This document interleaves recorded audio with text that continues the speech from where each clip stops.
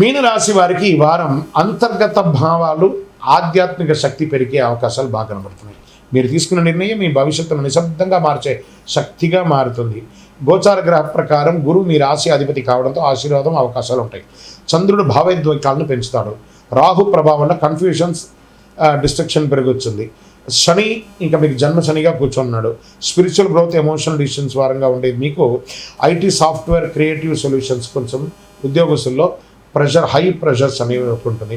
Private ఉద్యోగస్తులకి మీ recognition స్లోగా ఉంటుంది. కమింగ్ వీక్స్లో అన్నీ సెట్ అవుతుంది. గవర్నమెంట్ వారికి సపోర్టివ్ ఎన్విరాన్మెంట్గా ఉండడానికి మీ యొక్క యాటిట్యూడ్ని మార్చుకుంటే చాలా మంచిదని కూడా చెప్పడం జరుగుతుంది. ఫోకస్ మెయింటైన్ చేస్తే గ్రోత్. ఇతరుల యొక్క విషయాల గురించి మాట్లాడకండి, గాసిప్స్ అసలు మాట్లాడకండి.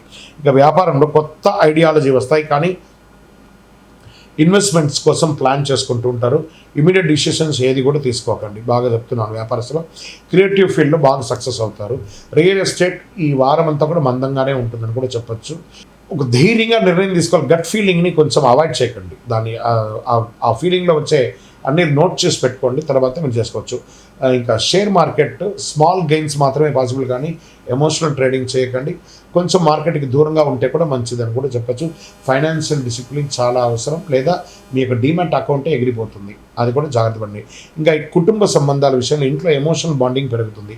ఫ్యామిలీ సపోర్ట్ స్ట్రాంగ్గా ఉంటుంది, కానీ ఓవర్ సెన్సిటివ్ అవ్వకండి. పిల్లల విషయంలో అతిగా నిర్ణయాలు మీరు తీసుకోకండి. వాళ్ళు తీసుకున్నటువంటి నిర్ణయాన్ని కూర్చొని మాట్లాడి ఏం చేస్తే బాగుంటుందని సలహాలు ఇవ్వండి.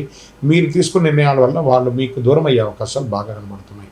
క్లియర్ కమ్యూనికేషన్ మెయింటైన్ చేయండి. ఇంకా విద్యార్థులకి సడన్గా క్రియేటివ్ లెర్నింగ్స్ వచ్చే అవకాశాలు బాగున్నాయి. ఆర్ట్స్ క్రియేటివిటీలో కూడా బాగా సక్సెస్ ఉంటుంది. విదేశీ అవకాశాలు స్లోగా ఇంప్రూవ్ అయ్యే అవకాశాలు బాగా కనబడుతున్నాయి. ఈ వారం హెల్త్ విషయంలో తీసుకుంటే నీరసం ఉంటుంది, స్లీప్ ఇష్యూస్ వస్తుంది. రెస్ట్, మెడిటేషన్ అనేది మీకు చాలా అవసరం అని కూడా చెప్పుతుంది.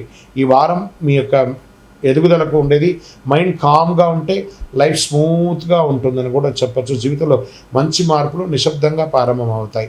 గురువారం దత్తాత్రేయ స్వామి వారిని, శ్రీమన్నారాయణుని ప్రార్థన చేసుకోండి. పసుపు దానం ఇవ్వండి. ఓం గురవే నమః అని 16 సార్లు జపించండి. అయ్యప్ప స్వామి వారిని ప్రార్థన చేయండి. నవగ్రహాలకి 19 సార్లు ప్రదక్షిణం చేయండి.